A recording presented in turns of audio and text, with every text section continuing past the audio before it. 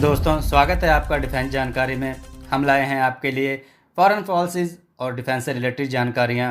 तो चलिए शुरू करते हैं। दोस्तों आज हम बात करेंगे दो सबसे बड़ी खबरों पर, जिसमें कैसे भारत ने चीन और नेपाल को दी मात। दोस्तों खबरों से पहले अगर आपने हमारे चैनल को सब्सक्राइब नहीं किया तो सब्सक्राइब कर लें, नोटिफिकेशन बेल दबा दें और ऑल कर लें, जिससे हमारी हर वीडियो हर अपडेट आपको फ़ौरन मिल जाए। तो चलिए शुरू करते हैं दोस्तों सबसे पहली खबर नेपाल की तरफ से है।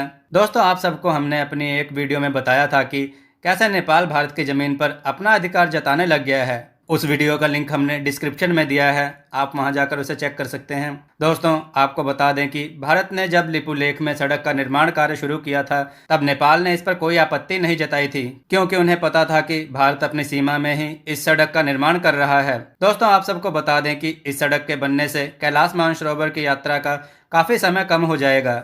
जब रक्षा मंत्री राजनाथ सिंह जी ने इस सड़क का उद्घाटन किया तो नेपाल की चीनी सरकार ने इसका विरोध करना शुरू कर दिया और फिर उन्होंने अपना एक नक्शा बनाया जिसमें उन्होंने लिपुलेख काला पानी को अपने देश का हिस्सा दिखाया। लेकिन दोस्तों भारत सरकार ने पहले तो नेपाल की इस गंदी हरकत का जवाब देते हुए उसे कहा कि यह जमीन भारत की है और हमेशा रहेगी और हम आपके इस नक्शे को नहीं मानते। और इससे पहले ही भारत सरकार ने नेपाल को एक बहुत बड़ा झटका दे दिया था, जिसमें भारत सरकार ने नेपाल से पाम ऑयल को खरीदना बंद कर उन पर बैन लगा दिया। इन दोनों कदमों से नेपाल की चीनी सरकार की अपने ही देश में बेइज्जती और विरोध होने लगा, जिससे नेपाल की चीनी सरकार ने इस नक्शे को अपनी संसद में नहीं भेजा। दोस्तों यह देश भारत से करोड़ों का मुनाफा कमाते हैं और फिर बाद में भारत के खिलाफ ही बोलने लगते हैं। दोस्तों अब समय आ गया है कि भारत सरकार को और भी सख्त कदम उठाने चाहिए ऐसे देशों के खिलाफ, और भारत सरकार बिना शोर शराबे के हर ऐसे कदम उठा रही है, जिसका नतीजा यह रहा कि नेपाल की सरकार ने अपना नया नक्शा सदन में नहीं भेजा। दोस्तों चलिए बात करते हैं अब चीन की। हमने आपको चीन और भारत के बीच चल रही सीमा विवाद के बारे में पहले ही बताया है, जिसका लिंक डिस्क्रिप्शन में दिया हुआ है। अगर आपने वो वीडियो नहीं देखी तो उसे देख सकते हैं। तो चलिए बात करते हैं चीन की। दोस्तों पिछले काफ़ी समय से चीन लद्दाख और उत्तरी सिक्किम में घुसपैठ करने की कोशिश कर रहा है। जहां भी चीन इस वक्त ऐसी हरकतें करने की कोशिश करता है वहां उसे मुंह की खानी पड़ रही है।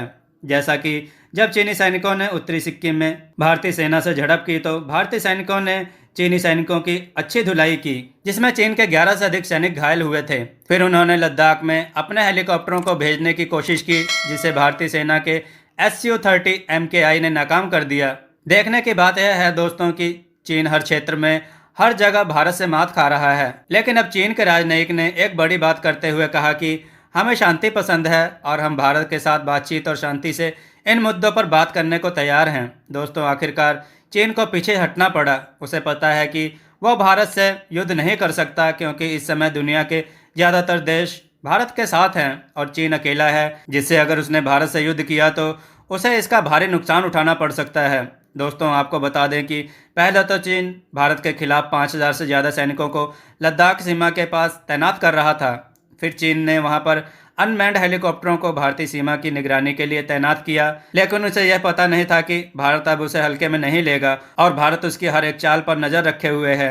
और दोस्तों भारत ने लद्दाख के पास पहले से ही अपने main fighter jet Su-30 MKI को तैनात किया हुआ है, जिसका सामना इस वक्त चीन का कोई भी फाइटर जेट नहीं कर सकता। और जो फाइटर जेट और हेलीकॉप्टर चीन ने लद्दाख के पास तैनात किए हैं वे तो एकदम कबाड़ हैं, जिसे भारत का तेजस ही संभाल लेगा। और भारत ने तेजस को भी ऑलरेडी डिप्लॉय किया हुआ है, जो चीन के मंसूबों पर पानी फेर सकता है। दोस्तों आपको बता दें कि मंगलवार को चीन के राष्ट्रपति शी जिनपिंग ने अपनी सेना को कहा कि हमें युद्ध के लिए तैयार रहना है। उनके राष्ट्रपति के बयान के कुछ देर बाद ही उनके राजनयिक ने कहा हमें शांति पसंद है और हम भारत के साथ अपने सभी मतभेदों को शांतिपूर्वक बातचीत से सुलझाने को तैयार हैं। दोस्तों आप सबको यह तो समझ आ गया होगा कि चीन भारत से किसी भी तरह जीत नहीं सकता, ना तो युद्ध में और ना ही राजनीतिक कूटनीति में, क्योंकि चीन को भारत ने अपनी कूटनीति से हर बार मात दी है, जिसका सबसे बड़ा उदाहरण डोकलाम था, जहां 60 से ज़्यादा दिनों तक भारतीय और चीनी सेना वहां आमने सामने खड़े रहे।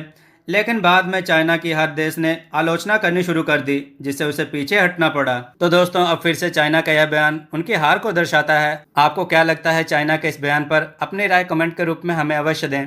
दोस्तों हमारी अगली अपडेट जम्मू कश्मीर की तरफ से है। दोस्तों हमारे सुरक्षा बलों को भारी कामयाबी मिली है जम्मू कश्मीर में। दोस्तों आतंकवादियों ने जम्मू कश्मीर में सुरक्षा बलों को निशाना बनाकर एक भयंकर हमला करने की साजिश रची थी। इस आतंकी हमले की साजिश को पहले ही नाकाम कर दिया गया। बताया जा रहा है कि ये हमला पुलवामा की तरह विध्वंसक हो सकता था। आपको बता दें कि जब से भारतीय सेना और जम्मू कश्मीर पुलिस ने आतंकवादियों का सफाया करना शुरू किया है, तब से पाकिस्तान द्वारा पोषित आतंकवादी बौखला गए हैं। दोस्तों, भारत के बहादुर जवान लगातार आतंकवादियों को जहन्नुम पहुंचा रहे हैं और जम्मू कश्मीर को आतंकवाद मुक्त करने में जुटे हुए हैं। दोस्तों, आपको बता दें कि पुलवामा के पास एक सेंट्रो गाड़ी में आईईडी प्लांट की गई थी, जिसके समय रहते हुए पहचान कर ली गई। बम डिस्पोजल स्क्वाड ने वक्त रहते ही इस बम को डिफ्यूज कर दिया। इस तरह पुलवामा हमले की तरह दोबारा पुलवामा आतंकी हमले से दहल सकता था, लेकिन हमारे जवानों की सूझबूझ और बहादुरी से इस हमले को नाकामयाब कर दिया गया और आतंकवादियों के मुंह पर करारा तमाचा पड़ा। दोस्तों, आपकी इस बारे में क्या राय है, हमें कमेंट में ज़रूर बताएं। अपने विचार और सुझाव वो भी कमेंट में ज़रूर दें। दोस्तों, आज की अपडेट यहाँ पर होती है समाप्त। जय हिंद, जय भारत, वंदे मातरम।